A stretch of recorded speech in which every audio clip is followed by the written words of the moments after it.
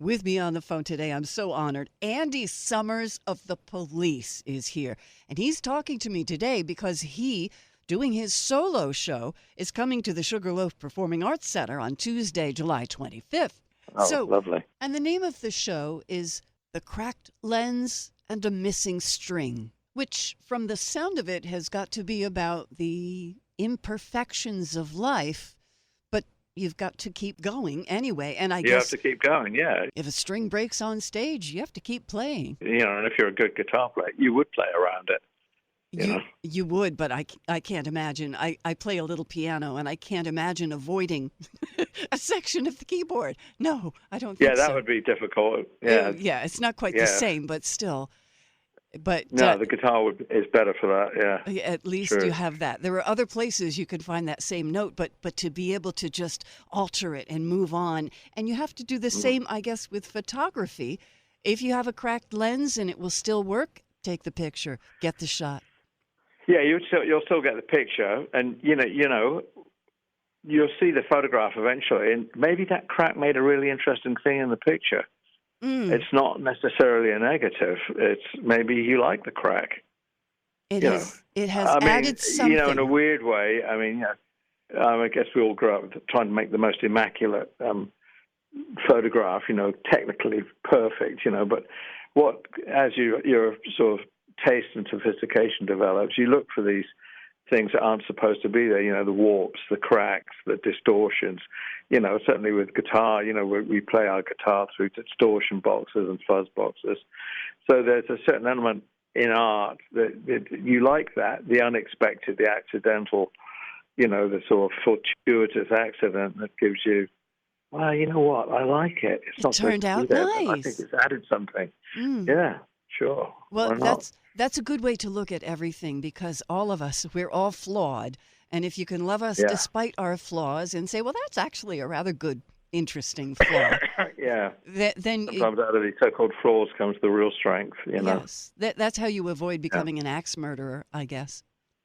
I hope. Let's just go there. Yes, that's funny. Yes, let's do that. Okay, good. So, I like it. Yeah, trying to avoid the axe murderer syndrome. There's got to be some way to do that. So far, you've done just fine.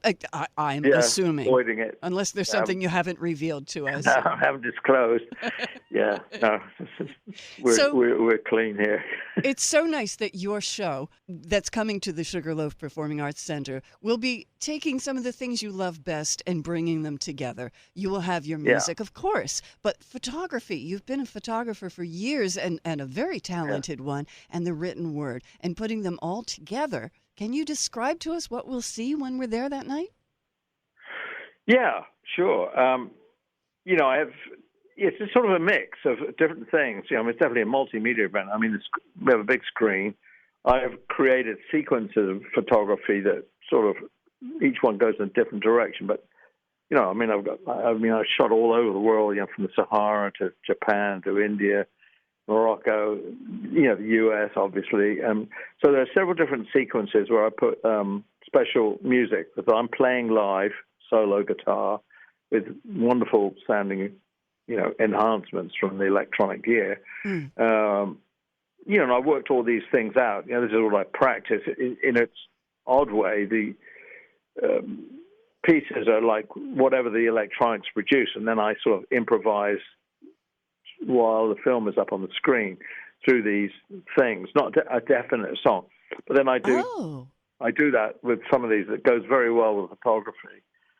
And then I also do some solo guitar. I do some Police stuff, which I've included now. And there's of grand course finale. you have to I also do a whole Brazilian section. Oh, of course you have to do some Police songs. I mean, people would riot if they didn't hear at least, a few. Yeah, but, no, I always did. But on this go around, because we unfortunately, because of COVID and all that, we've had a 3-year break. Yeah. No one saw that coming. I was doing it before this. I was into it. I did about 10 shows, and then COVID sort of struck us down like everybody else. I guess we're all just sort of arriving back to go out again. Well, it gave you plenty of time to perfect it. But now, when you say that you improvise around do you mean that every show is kind of different? It's whatever you're feeling Well, at in the a moment? way, that's Oh, true. I oh, don't play exactly the same stuff every night at all. No, I go, okay. I mean, it's literally, like you've heard, most guitarists, I have a so-called pedal board with various things, and I use a thing called an eventide harmonizer, which produces amazingly beautiful sound, kind of types of echo. And, I would say, okay, I'm going to do this piece. This is the one that's, takes place in China. uh-huh. And I assign a certain kinds of sounds to it. I get used to them, what they can do, what I can do with some of these echo delay things that I can use. I maybe have 3 of them per song, and then I work out, I practice with it and see what the echoes can do. So I get sort of an idea when I go to this song and I've got these effects, what the sort of stuff that I might play on the guitar. That sounds But wonderful. other than that, within that framework, it's all improvised. Yeah. So every show is different, and it just comes from Yeah. whatever at the time. Now, when you're home and you're not touring, do you Yeah. find yourself picking up a guitar just to talk to it and let it Oh, talk I to play you? every day. Yeah, Oh, no, I do play every day. I'm a guitar perfect. I hit guitars all over the place. I'm looking at about. I mean, I've got this. I'm counting 1, 2, 3, 4, 5, 6, 7. I'm sitting at my desk. I can see 7 guitars. just within sight, and there are other Yeah, rooms that are full of there are guitars also. other. I have, I have a studio, proper studio in Venice Beach, California, and I have a little. Well, I call it a casita. I have a studio at the end of my garden with, many guitars and a little setup too. How many Yeah, pianos? I mean, I know you play piano as well. How many pianos do you have? I have 2 Bosendorfers. Oh. I Pretty good, huh? I have 5 Schoenhut pianos. Does that count for anything? You know Wow. the little toy ones? Oh, right. Yeah, well, Well, no, they're wonderful. I mean, they're sort of immortal instruments, so I look after them. yes. I have one in my house, in my home, and I have one in my studio. Yeah. Do you ever find when you're playing that you're into it so much that you're no longer thinking in English anymore? You're thinking in music?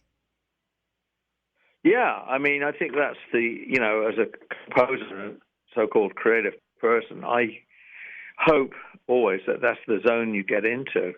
You get to it, and, when other stuff goes away and you're really in a moment, Yeah. especially if you're composing and the stuff starts to come to you.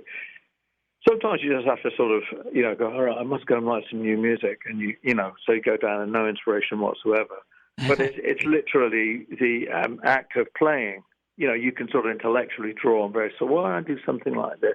But mostly, for me, what I find, if I sit and I'm saying, okay, I'm going to go write some music today, and sit there with a tape recorder and just start playing. And after a couple of hours, it's like all the doors open. And then, this is the irony. I would go, okay, that was really good. That was an A minor, and this is where I'm playing it. Okay, blah, blah, blah. And you go on making little notes and nothing. And then you go, all right, well, I guess that's it for today. And you play one last thing, and that's it. That was the magic moment. This happens over and over. Wow. I'm Yes. ready to give up now. It's almost like you relax, the doors fling open, and something comes to you that is better than anything else that you've done. That's the way it goes. And that's what go, keeps okay, you going. Oh, yeah. Yeah. But Yeah, and you pop on a little piece of magic like that, and then you go, okay, that's it. yeah. I just found something. It was a rhythm or a weird chord that suddenly went with that. And, I go, I just been playing for 2 hours. It took 2 hours for that to appear. Or saying, hello, friend. Hello, stay. Yeah. That's wonderful.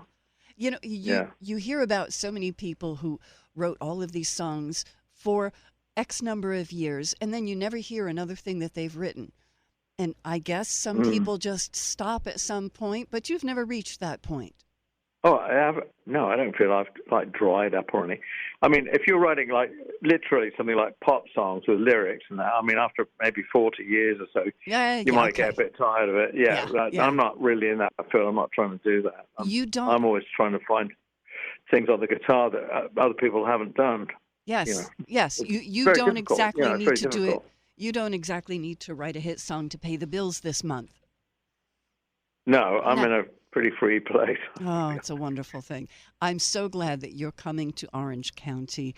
We look forward so much to seeing you at Sugarloaf Performing Arts Center Tuesday, the 25th of July. And it's just you. You don't have any other additional musicians. You don't need anyone else. Is that right? Just me and my vast personality. Oh, but I hope the stage is big enough for you. I'll ask if they can extend. It maybe open up the curtains at the back.